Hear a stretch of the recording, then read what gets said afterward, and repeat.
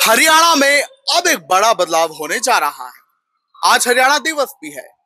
बड़ा बदलाव यह है कि जहां 17 विभागों के 42 राज्य अधिनियमों में जो 164 ऐसे प्राविधान थे जिन्हें की अपराध माना गया था, उनके उल्लंघन को अब वो अपराध नहीं कहलाएंगे, क्योंकि राज्यपाल जो है असीम कुमार घोष, उन्होंने अब इस प्रस्ताव को जो है अपनी मुहर लगा दी है, जहां ये कहा गया था कि 164 ऐसे प्राविधान जिनके उल्लंघन को अपराध माना गया था हरियाणा में, अब उन्हें अपराध नहीं माना जाएगा, यानी कि आपको उसमें जेल या भारी दंड नहीं मिलेगा।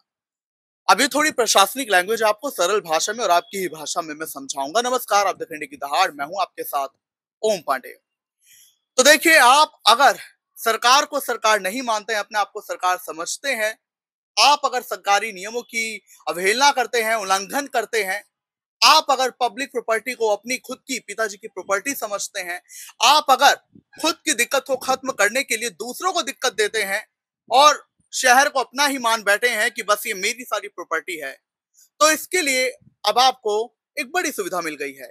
दरअसल अगर आप सरकार के द्वारा बनाए गए कुछ नियमों का उल्लंघन करते थे, तो आपको पहले जेल जाने के लिए कोर्ट के चक्कर काटने पड़ते थे और अपने आप को निर्दोष साबित करने के लिए कोर्ट के चक्कर काटने पड़ते थे, क्योंकि इन प्रावधानों के उल्लंघन को, यानी कि अगर आप काम में बाधा डालते हैं, आप नियमों का उल्लंघन करते हैं, तो आप पर जो है केस चलता था, आप कोर्ट जाते थे, कोर्ट के चक्कर काटते थे, ये नहीं तो भारी जुर्माना लगता था। लेकिन अब अगर मैं आपको कहूं कि हरियाणा सरकार का एक ऐसा प्रस्ताव पारित हो गया है कि जहां अगर आप नियमों का उल्लंघन करेंगे, 164 प्रकार के ऐसे प्रावधान हैं, तो अगर आप अब उनका उल्लंघन करेंगे तो अब आपको उनके लिए जेल या भारी दंड नहीं मिलेगा, बस आपको एक जुर्माना या सलाह दे दी जाएगी, और अगर बार बार गलती करेंगे तो जुर्माना थोड़ा भारी हो जाएगा। तो ऐसे में अभी कौन कौन से प्रावधान है जिन्हें अपराध मुक्त किया गया है, वो मैं आपको बताऊंगा।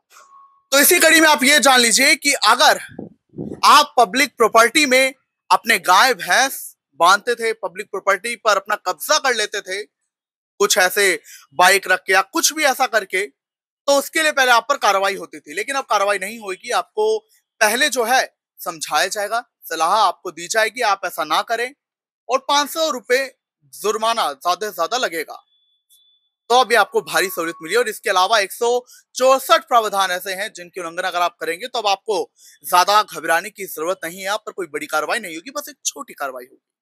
तो देखिए, उदाहरण आप ये माने कि अगर कोई धोबी पब्लिक प्लेस में कपड़े धोता है या कोई व्यक्ति अपने पशु सार्वजनिक जगह पर बांध देता है, तो उस पर केस दर्ज होने के बजाय केवल 500 रुपए जुर्माना लगेगा। इसी प्रकार के 164 प्रावधान को अपराध न मानने वाले प्रस्ताव को राज्यपाल ने मंजूरी दे दी है।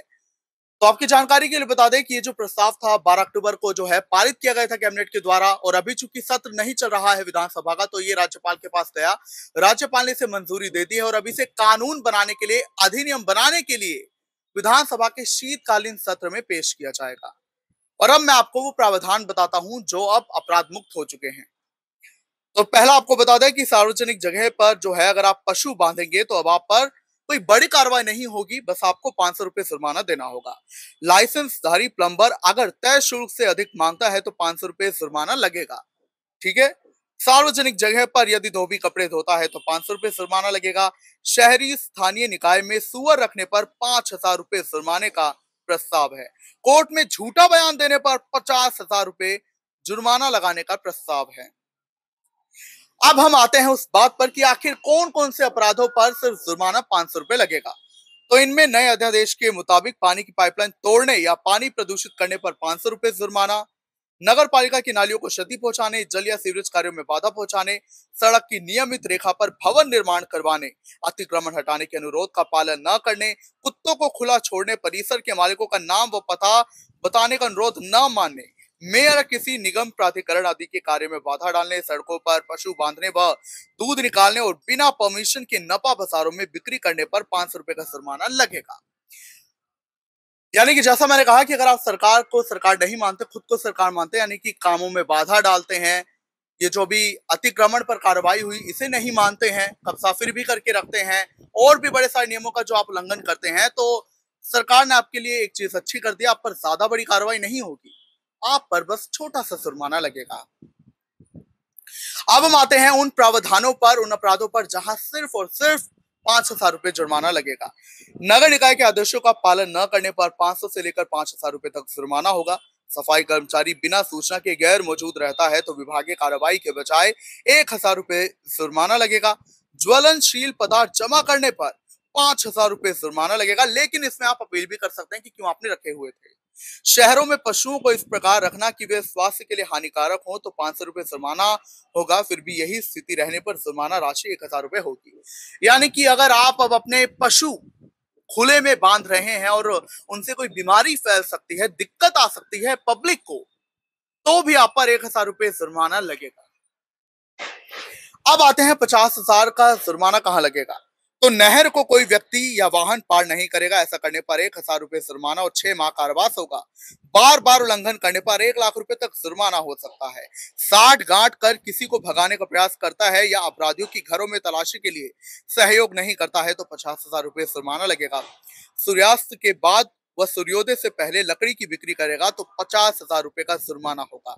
बार बार उल्लंघन करने पर राशि दोगुना होगी। तो देखिए, अब आपने देखा है सरकार ने ये कुछ प्रावधानों को अपराध मुक्त कर दिया है। और अब हम आते खेती किसानी पर, क्योंकि वहां पर भी बड़े बदलाव किए गए हैं, वहां पर भी जुर्माना लगेगा। तो खेत मालिक जो है जानबूझकर जमीन की किसी सर्वे चिन्ह को क्षति पहुंचाता है तो उसे चकबंदी अधिकारी द्वारा 10,000 रुपए जुर्माना लग सकता है। खेत मालिक द्वारा काश्त कर पानी रोकने पर 20,000 रुपए जुर्माने का प्रावधान है। यदि कोई व्यक्ति गन्ना खरीद प्रक्रिया में गड़बड़ी करेगा तो उस पर 25 से 50,000 रुपए जुर्माना होगा। दोबारा करने पर 1,00,000 रुपए। यदि उल्लंघन जारी रहता है तो लाइसेंस अधिकतम 1 वर्ष की अवधि के लिए निलंबित कर दिया जाएगा। यानी कि जो नया अध्यादेश है इसमें अभी भी कुछ प्रावधानों को जो है अपराधी माना गया है और उसमें भारी जुर्माने भी लगाए जाएंगे। लेकिन जो ये छोटे मोटे अपराध थे, इन्हें अपराध अब नहीं माना जाएगा, बस आप पर छोटी सी कार्रवाई होगी। लेकिन इनमें अगर देखा जाए कोर्ट में झूठा बयान देने पर 50,000 रुपए जुर्माना होगा। हालांकि अगर देखा जाए कोई व्यक्ति झूठा बयान देता है तो उस पर 50,000 रुपए जुर्माना भी कम है, क्योंकि कोर्ट में जहां गंभीर मामले आते हैं वहां पर कोई झूठा बयान दे तो क्या सिर्फ झूठा बयान देने वाले पर ये जुर्माना लगाकर काम बनेगा? अपराध जो आरोपी जिसे बनाया गया उसकी जिंदगी तो बर्बाद हो सकती है। लेकिन अगर देखा जाए ये जुर्माने लगाए गए हैं सरकार की प्रॉपर्टी को अपनी समझने वालों पर और सरकार के रूल्स ना मानने वाले पर। खैर, हम तो इस पर अपना जो है ओपिनियन नहीं दे सकते, लेकिन आप जरूर दे सकते हैं कि जुर्माना और ज्यादा लगाया जाना चाहिए या फिर इन्हें अपराधी मानना चाहिए था। लेकिन सरकार का जो है इसके पीछे जो तर्क है, आपको बता दें कि सीएम के मीडिया सलाहकार राजीव जेटली ने कहा है कि इससे लोगों को सहूलियत होगी, उन्हें बार बार कोर्ट के चक्कर नहीं काटने होंगे और इससे कोर्ट पर बोझ भी कम पड़ेगा, जो कहीं ना कहीं सही है। यानी कि जो पहले छोटे मोटे अपराध थे वो कोर्ट में जाते थे, अब नहीं जाएंगे, ऐसे ही सुलझा लिए जाएंगे तो कितना सही रहेगा। बहरहाल, आप क्या कुछ कहेंगे सरकार की इस पहल पर और कुछ छोटे मोटे अपराधों को अपराध मुक्त करने पर हमें जरूर बताएं।